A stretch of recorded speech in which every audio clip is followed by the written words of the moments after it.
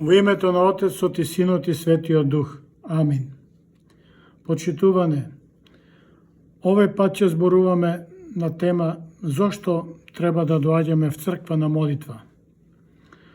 Некои прашуваат зошто да одам во црква кога можам и дома да се молам. Треба да се каже дека не постои молитва која би била поважна од друга. Сите молитви се важни и тие една со друга се дополнуваат. Таков е односот и помеѓу домашната, личната молитва и помеѓу заедничката молитва во црква.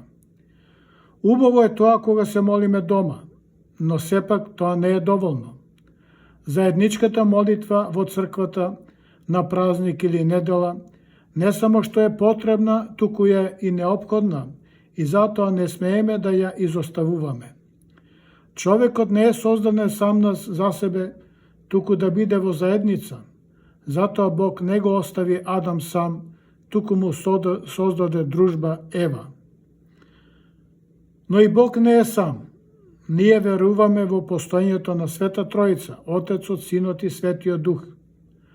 Царството Божјо е наменето за сите Божји угодници и праведници, и таму нема никој да биде сам, туку во заедница со светиите. Денес постои така наречено слободно христијанство, кога секој верува на свој начин.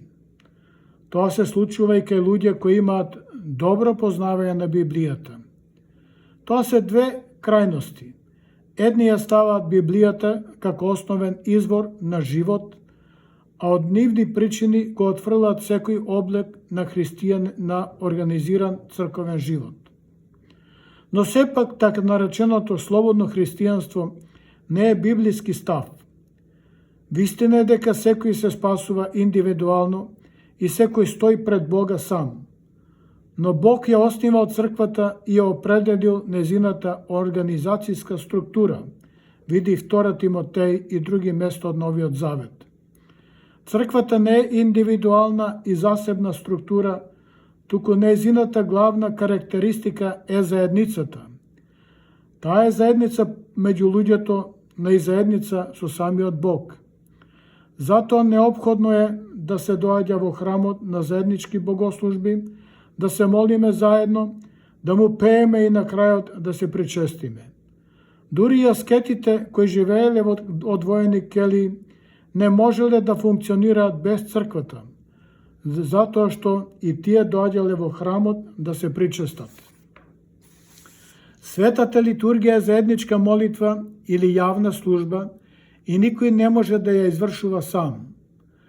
Најприкладно место е храмот или црквата, а најважно е што треба да се знае, на литургијата се подготвува светата причест, односно принесените дарови, леб и вино се осветуваат, а по Божјата благодат се претвараат во вистинско тело и крв Христова. Тоа не може да се извршува во личната домашна молитва. Затоа доаѓањето во црква на литургија е потребно и неопходно. Личната домашна молитва е подготовка за учество на сите видови заеднички молитви во црквата. Амин.